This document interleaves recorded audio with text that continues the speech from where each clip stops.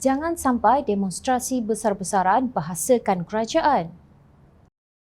Serentak dengan pemansuhan subsidi minyak masak tulen botol 2 hingga 5 kilogram bermula 1 Julai lalu, bekalan minyak masak paket 1 kilogram yang subsidinya masih diteruskan kerajaan semakin sukar diperoleh di pasaran. Bahkan mengundang kemarahan orang ramai apabila minyak masak bersubsidi negara boleh dibeli secara terbuka di selatan Thailand, antaranya di Narathiwat, Sungai Golok, Weng dan Sungai Padi tanpa dihadkan pembeliannya. Malah isu kenaikan harga barang harian yang kian menjeruk ketika ini menambahkan lagi derita dan menimbulkan rasa panas hati rakyat jelata.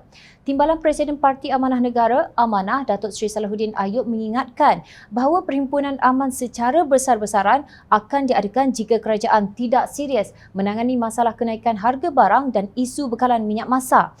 Naib Presiden Pakatan Harapan PH itu menegaskan bahawa masalah bekalan minyak masak paket yang sangat tidak mencukupi memberi kesan besar kepada ekonomi rakyat, khususnya golongan B40. Bekas Menteri Pertanian dan Industri Asas Tani MOA itu berkata demikian selepas meninjau beberapa pasaraya dan kedai runcit di Parlimen Kota Raja Kelang semalam bersama Pengarah Biro Mobilisasi Amanah Nasional Muhammad Sani Hamzan. Ada yang pelik, satu kedai itu meletakkan syarat iaitu kena beli barangan dalam nilai RM20 barulah dapat beli satu paket minyak masak.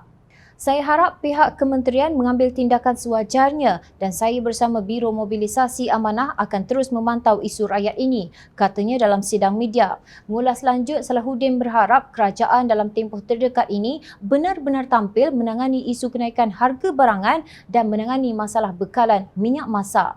Kita tetap akan mengadakan perhimpunan aman kerana bahasa perhimpunan aman sahaja yang mampu membuatkan kerajaan hari ini sedar. Kita harap rakyat bersama dalam isu memperjuangkan harga barang yang sedang melanda negara kita. Jika kerajaan Ismail Sabri tidak serius, maka himpunan aman besar-besaran di jalan raya akan diadakan. Ingat, Bersih pernah mengadakan 5 kali siri perhimpunan untuk rakyat mendapatkan pilihan raya yang adil dan bersih. Bukan mereka nak tunjuk handal atau samsing, tetapi untuk mewakili rakyat marhin yang miskin dan sengsara dengan kos sara hidup yang dicipta oleh kerajaan keluarga Malaysia ini. Ingat, kesengsaraan, kemiskinan dan kepapaan hidup rakyat boleh mendorong kepada kesengsaraan, sakit mental, jenayah, persundalan dan pelbagai perlakuan buruk yang tidak diingini. Contoh yang paling dekat yang sedang tular sekarang ini, seorang suri rumah yang didapati bersalah mencuri 2 paket Milo bernilai RM73 pada Mei lalu dihukum penjara 14 bulan. Ahli Parlimen Kuala Selangor Datuk Seri Dr. Zulkifli Ahmad merayu kepada Jabatan Peguam Negara AG untuk menzahirkan belas kasihan dengan segera membatalkan hukuman itu. Hukuman penjara itu bukanlah keadilan sebenar yang patut dikenakan kepada wanita berkenaan dan mahkamah perlu mengkaji semula hukuman yang dijatuhkan. Menurut Zulkifli, biarpun tertuduh berusia 43 tahun itu dilaporkan sebagai pesalah berulang dan juga seorang penagih, namun kes ini wajar dipertimbangkan, bukan dengan hukuman penjara semata-mata. Sebaliknya, beliau yang juga bekas Menteri Kesihatan itu menegaskan wanita tersebut perlu dibantu untuk keluar daripada perangkap kemiskinan dan kesengsaraan hidup yang berpanjangan.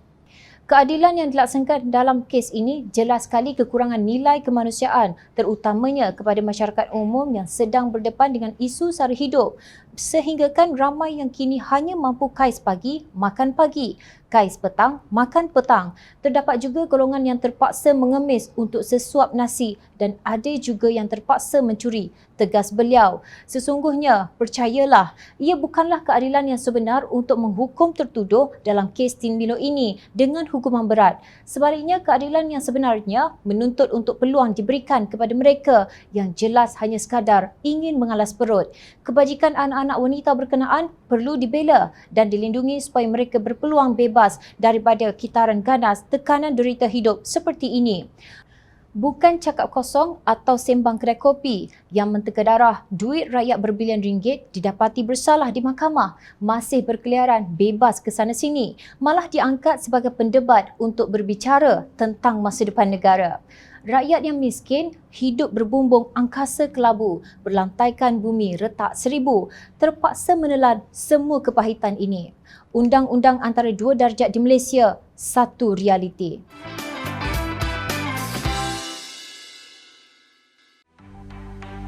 Mencari maklumat dan berita politik yang bebas. Kupasan yang tepat. Panas.